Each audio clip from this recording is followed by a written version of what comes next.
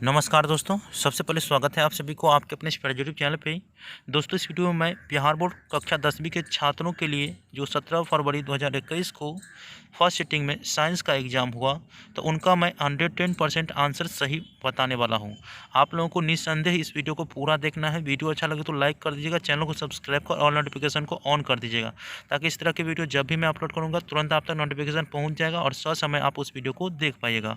दोस्तों, हमारे पास जो मौजूद सेट कोड है वो जे है, जो कि आप लोगों को दिख रहा होगा, जे है। तो आप लोगों को ये सेट कोड अगर है तो अच्छी बात है, और नहीं तो आप क्वेश्चन देख लीजिएगा और क्वेश्चन का आंसर मिलान करिएगा अच्छे से, ठीक है। क्योंकि मैं बारी बारी से क्वेश्चन भी पढ़ूंगा और बारी बारी से उसका आंसर भी दूंगा। तो आप लोगों को अपना क्वेश्चन देखना है और क्वेश्चन का आंसर टिक कर लेना है, क्योंकि एक दो क्वेश्चन जो होता है वो आगे पीछे रहता है, लेकिन आंसर सभी का मैं सही बताऊँगा, ठीक है। तो चलिए, आप लोगों को 80 क्वेश्चन दिया गया था, जिसमें से किसी 40 प्रश्नों का उत्तर देना था। सबसे पहला क्वेश्चन जो सेट कोड जे में है वो है तैलीय कागज होता है। तो तैलीय कागज जो होता है वो पारभाषक होता है, जो कि ऑप्शन देख रहे हैं आप लोग यहाँ पे, सी वो सही आंसर है, पहला का सी। इसके बाद दूसरा है लेंस द्वारा उत्पन्न आवर्धन की ऐसे इकाई क्या है। देखिए, लेंस द्वारा जो उत्पन्न आवर्धन होता है उनका कोई भी मात्रक नहीं होता है, अर्थात ऑप्शन जो है डी आप लोग देख रहे हैं वो सही आंसर है, ठीक है। इसके बाद अगला क्वेश्चन है तीसरा, प्रकाश की चाल विभिन्न माध्यम में क्या होता है। तो विभिन्न माध्यम में भिन्न भिन्न होंगे, तो ऑप्शन बी इसका सही आंसर है, ठीक है। बी आप लोग याद रखेंगे। और इसके बाद जो है अगला क्वेश्चन 4 नंबर क्वेश्चन है, वायु में प्रकाश की चाल निर्वात की अपेक्षा क्या होता है। देखिए, निर्वात में वायु की चाल प्रकाश की चाल जो रहता है वो अधिक रहता है, ठीक है, लेकिन वायु में कम होता है। तो 4 का ऑप्शन हो जाएगा ए, कम, ठीक है। इसके बाद 5वां क्वेश्चन है, लेंस में मुख्य फोकस की संख्या होती है।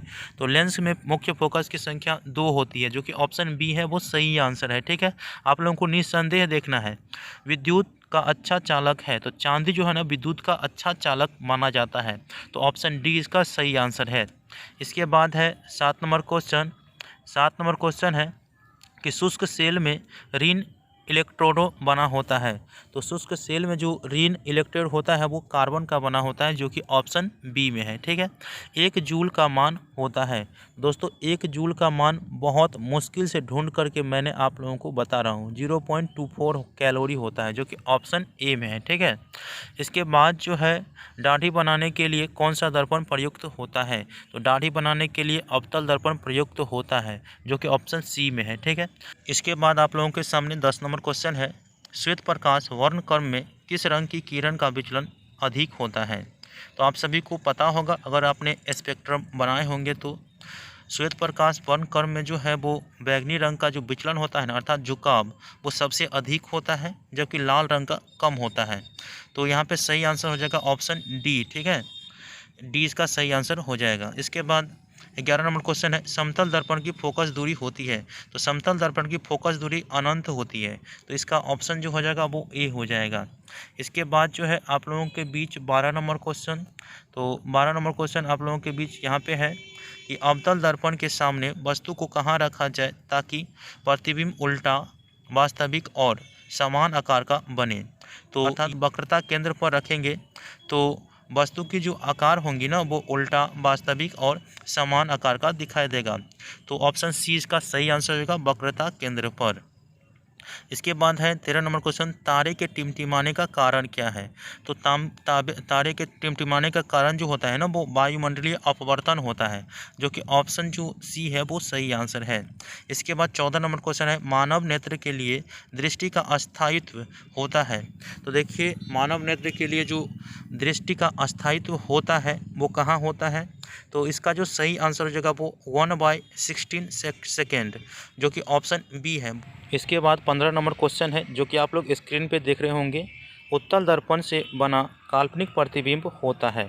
तो उत्तल दर्पण से जो काल्पनिक प्रतिबिंब बनता है वो सीधा तो जरूर रहता है, लेकिन वो ह्रासित रहता है। तो सीधा एवं ह्रासित इसका ऑप्शन सी में है, ठीक है। तो ये सही आंसर हो जाएगा। इसके बाद 16 नंबर क्वेश्चन है, अवतल लेंस का आवर्धन m बराबर होता है। तो अवतल लेंस का आवर्धन m बराबर हो जाता है v/u, ठीक है। v/u इसका सही आंसर ऑप्शन ए में है। इसके बाद अगला क्वेश्चन है, शोषण के लिए अंतिम उत्पाद है। देखिए, शोषण के लिए अगर आप शोषण क्रिया वाला समीकरण पढ़े होंगे तो उसमें जो आप लोगों को ग्लूकोज के अतिरिक्त मिलता होगा वो कार्बन डाइऑक्साइड भी मिलता होगा, जल भी मिलता होगा और ऊर्जा भी मिलता होगा। तो ऑप्शन डी इसका सही आंसर हो जाएगा, कार्बन डाइऑक्साइड, जल और ऊर्जा, ऑप्शन डी। इसके बाद अगला क्वेश्चन है 18 नंबर क्वेश्चन है, दांत की सबसे ऊपरी परत है। तो दांत की सबसे ऊपरी परत को हम इनामेल कहते हैं, जो कि ऑप्शन बी में है, ठीक है। इसके बाद अगले क्वेश्चन के बारे में बात कर लें तो 19 नंबर क्वेश्चन आप लोगों को स्क्रीन पे दिख रहा होगा कि मानव आहार नाल का सबसे लंबा भाग क्या होता है। तो वो छोटी आंत होता है, जो कि ऑप्शन बी में है। इसके बाद 20 नंबर क्वेश्चन है, पराग कण निम्न में से किसके अंदर बनते हैं। तो पराग कोश में बनते हैं। तो पराग कोश में पाए जाते हैं पराग कण, आंसर ए इसका सही आंसर है। इसके बाद है चालनी नलिकाएं पाई जाती है। तो चालनी नलिकाएं जो है वो फ्लोएम में पाए जाते हैं, जो कि ऑप्शन सी देख रहे होंगे आप लोग। तो सी इसका सही आंसर हो जाएगा, फ्लोएम। क्वेश्चन के बारे में बात कर लेते हैं, आरबीसी की जीवन अवधि होती है। तो आरबीसी की जो जीवन अवधि होती है वो 120 दिन होती है। इसके बाद है मानव शरीर की सबसे लंबी कोशिका क्या है। तो ये तो आप लोगों को पता ही होगा, मानव शरीर की सबसे लंबी कोशिका को हम न्यूरॉन कहते हैं, जो कि ऑप्शन सी में है। अंडाणु निषेचन होता है तो किसमें, तो फाइलोपियन नलिका में, जो कि ऑप्शन डी में है। इसके बाद है विद्युत चुंबक बनाने के लिए किस पदार्थ के क्षार का उपयोग होता है। तो विद्युत चुंबक बनाने के लिए किस पदार्थ के क्षार का उपयोग होता है, तो नरम लोहा का, ठीक है, जो कि ऑप्शन सी में है। इसके बाद है जब किसी चालक तार से विद्युत धारा प्रवाहित होती है तो गतिशील कण क्या है। तो वो इलेक्ट्रॉन है, जो कि ऑप्शन डी में है, ठीक है। इसके बाद है ओम का नियम है। तो ओम का नियम आप लोगों को पता होगा कि V बराबर आई बार या I बराबर V बाई आर कह सकते हैं, ठीक है। R बराबर जो कहते हैं V बाई आर कह सकते हैं, ठीक है। तो यहाँ पे जो ओम के नियम में 27 का आंसर हो जाएगा वो ऑप्शन ए हो जाएगा, ठीक। इसके बाद जो है विभवांतर का असमांतरक वोल्ट है, ये तो आप लोगों को पता ही है। तो विभवांतर का असमांतरक वोल्ट, जो कि ऑप्शन डी में हो जाएगा। आमीटर का प्रतिरोध होता है। तो आमीटर का प्रतिरोध क्या होता है, तो 29 का जो आंसर हो जाएगा वो सी हो जाएगा, बहुत छोटा होता है, ठीक है। इसके बाद 30 नंबर क्वेश्चन है, विद्युत बल्ब का फिलामेंट निम्न में से किस धातु का बना होता है। तो टंगस्टन का बना होता है, जो कि ऑप्शन डी में है। बहुत सुंदर क्वेश्चन था और आंसर भी है। इसके बाद है रियो स्टेट का उद्देश्य क्या है। तो 31 नंबर का आंसर हो जाएगा ऑप्शन सी, धारा का परिमाण में वृद्धि या कमी, ठीक है। ऑप्शन सी इसका सही आंसर हो जाएगा। इसके बाद 32 नंबर क्वेश्चन है, विद्युत आवेश का असमात्रक होता है। तो कूलाम होता है, जो कि ऑप्शन डी में है, ठीक है। इसके बाद है बुझा हुआ चूना है। तो बुझा हुआ चूना ऑप्शन ए में देख रहे होंगे आप, CaOH2, ठीक है। OH का होल 2 है, जो कि ऑप्शन ए में है। बहुत सुंदर क्वेश्चन था और बहुत अच्छा से बन गया होगा आप लोगों को। 34 नंबर क्वेश्चन, निम्न में कौन भस्म नहीं है। तो निम्न में जो भस्म नहीं है वो NaCl नहीं है, जो कि ऑप्शन जो आप लोग देख रहे होंगे बी वो सही आंसर है, क्योंकि NaCl एक नमक है, अर्थात लवण है। इसके बाद है जस्ता का अयस्क है। तो जस्ता का अयस्क क्या है, तो यहाँ पे है सिनाबार, जिंक ब्लेड या बॉक्साइड या सोडियम क्लोराइड। तो आप लोग याद रखेंगे 35 का आंसर बी जिंक ब्लेड हो जाएगा, ऑप्शन बी। इसके बाद है सिलिकॉन है एक। तो सिलिकॉन जो है वो एक प्रकार की उपधातु है, ठीक है। ऑप्शन सी इसका सही आंसर है। एल्कोहल में कौन सा तत्व उपस्थित नहीं है। तो 37 का जो आंसर हो जाएगा डी, नाइट्रोजन उपस्थित नहीं है। इसके बाद है मेथेनोइक अम्ल का सामान्य नाम क्या है। तो मेथेनोइक अम्ल का जो सामान्य नाम होता है वो पूछ रहा है, ठीक है। तो वो होता है फॉर्मिक अम्ल होता है, जो कि ऑप्शन ए में है। इसके बाद जो है अगला क्वेश्चन 39 नंबर क्वेश्चन, स्वपोषी पोषण के लिए आवश्यक है। तो स्वपोषी पोषण के लिए क्या आवश्यक है, तो क्लोरोफिल भी आवश्यक है, कार्बन डाइऑक्साइड और जल भी आवश्यक है, और सूरज की प्रकाश तो मेन है। तो इसका सही आंसर डी हो जाएगा, इनमें सभी चीज़ आवश्यक है, ठीक है। इसके बाद है मैग्नीशियम पाया जाता है। तो मैग्नीशियम कहाँ पाया जाता है, तो 40 का आंसर हो जाएगा आप लोगों का ऑप्शन ए, क्लोरोफिल। इसके बाद 41 नंबर क्वेश्चन, निम्न में कौन सा संवहन ऊतक है।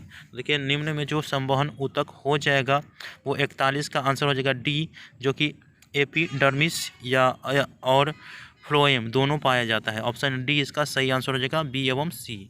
जाइलम और बी एवं सी हो जाएगा, यहाँ पे ये जाइलम और फ्लोएम हो जाएगा, ऑप्शन डी इसका सही आंसर है, ठीक है।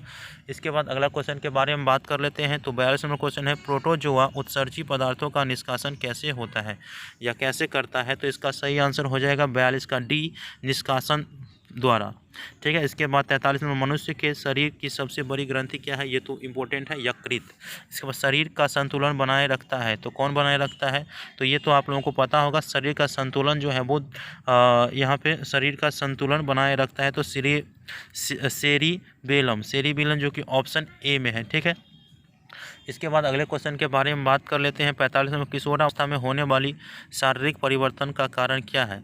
तो किशोरावस्था में होने वाले शारीरिक परिवर्तन का कारण है ए एवं बी दोनों, अर्थात ऑप्शन डी में हो जाएगा, जो कि है टेस्टोस्टेरोन और एस्ट्रोजेन, जो कि ऑप्शन डी इसका सही आंसर है। 110% सही आंसर डी है। इसके बाद 46 नंबर क्वेश्चन, मानव हृदय में कितने कोष्ठक होते हैं? 4 कोष्ठक होते हैं, जो कि ऑप्शन बी में है। ठीक है। इसके बाद रक्त क्या है? ये आप लोगों से पूछा जा रहा है, तो 47 का आंसर जो हो जाएगा ए हो जाएगा। रक्त एक ऊतक है। ठीक है। इसके बाद जो है जीन जो कि शब्द आप लोग जीन यहाँ पर देख सकते हैं, GENE जीन शब्द किसके लिए प्रयुक्त किया जाता है? ये आपसे पूछा जा रहा है। ठीक है। तो आप लोग याद रखेंगे, जीन अगर पूछा गया तो इसका जो सही आंसर हो जाएगा 48 का ऑप्शन सी हो जाएगा, जो है नुकसान। इसके बाद 49 नंबर क्वेश्चन है, ऐसे तत्व जो इलेक्ट्रॉनों को त्याग कर धनात्मक आयनों में बनाते हैं कहे जाते हैं। इलेक्ट्रॉन को जो त्याग करते हैं और धनात्मक आयन अर्थात पॉजिटिव आयन बनाते हैं, वो क्या कहे जाते हैं? ये पूछा जा रहा है। ठीक है। तो इसका सही आंसर हो जाएगा धातु। ठीक है, ऑप्शन बी। इसके बाद जो है लोहा पर जिंक लेपन करने की क्रिया को क्या कहते हैं? तो गैल्वीकरण कहते हैं। ठीक है, गैल्वनीकरण, जो कि ऑप्शन सी में है। इसके बाद 51 नंबर क्वेश्चन, निम्न में कौन सहसंयोजी यौगिक है? ठीक है, इसमें जो सही आंसर हो जाएगा इसका 51 का आंसर हो जाएगा CH4। ठीक है। इसके बाद अगला क्वेश्चन है, आभूषण बनाने वाला सोना होता है। तो देखिए, आभूषण बनाने अर्थात आभूषण जो बनाया जाता है वो 22 कैरेट का सोना उपयुक्त माना जाता है। ठीक है, 99% 22 कैरेट सोना रहता है। ठीक है। इसके बाद अगला क्वेश्चन, निम्न में कौन सा उत्कृष्ट तत्व है? तो उत्कृष्ट तत्व पूछा जा रहा है, तो इसका सही आंसर हो जाएगा आर्गन, जो कि ऑप्शन सी में है। ठीक है। तो 53 का जो आंसर हो जाएगा वो सी हो जाएगा। इसके बाद 54 नंबर क्वेश्चन है, त्राम एवं टीन के मिश्र धातु को कहते हैं? तो कांसा कहते हैं, जो कि ऑप्शन ए में है। ठीक है। इसके बाद है, प्लास्टर ऑफ पेरिस का रासायनिक सूत्र क्या होता है? तो 55 का आंसर हो जाएगा बी, जो कि है CaSO4 हाफ H2O, जो कि ऑप्शन बी में है। प्लास्टर ऑफ पेरिस का रासायनिक सूत्र है। अम्ल और क्षार आपस में अभिक्रिया कर बनाते हैं। तो अम्ल और क्षार आपस में अभिक्रिया करके लवण बनाते हैं, जो कि ऑप्शन सी में है। वनस्पति तेलों में होती है। तो वनस्पति तेलों में क्या हो जाएगा? 57 का आंसर बी हो जाएगा, लंबी और संतृप्त हाइड्रोकार्बन श्रृंखलाएं, जो कि ऑप्शन बी है। इसके बाद अगला क्वेश्चन क्या है, ब्यूटेन के कितने समायवी संभव है? तो ब्यूटेन के कितने समवायी संभव है? तो इसका सही आंसर हो जाएगा 2। ठीक है, ऑप्शन 2 इसका बी इसका सही आंसर है। मेंडलीव के आवर्त नियम में तत्व वर्गीकरण का आधार क्या है? तो देखिए, परमाणु द्रव्यमान दिया गया है, इसके बाद परमाणु त्रिज्या दिया गया, परमाणु घनत्व दिया गया और परमाणु संख्या दिया गया है। तो इसका जो सही आंसर हो जाएगा 59 का डी हो जाएगा। ठीक है, परमाणु द्रव्यमान। इसके बाद अगला क्वेश्चन है, आयोडीन के अणु में नाइट्रोजन एवं हाइड्रोजन के परमाणुओं की संख्या कितना होगा? तो सबसे पहले नाइट्रोजन की संख्या, इसके बाद हाइड्रोजन के परमाणु की संख्या का अनुपात पूछ रहा है। ठीक है, और वो भी अमोनिया में। ठीक है, अमोनिया में। तो इसका जो सही आंसर हो जाएगा ना 60 का आंसर हो जाएगा ऑप्शन डी। ठीक, 1:3 हो जाएगा। इसके बाद अगले क्वेश्चन के बारे में बात कर लेते हैं। निम्न में कौन कमरे के तापक्रम पर द्रव है? देखिए, कमरे के तापक्रम पर द्रव कौन सा है? तो इसका जो 61 का आंसर हो जाएगा वो ऑप्शन सी हो जाएगा, एथेनॉल।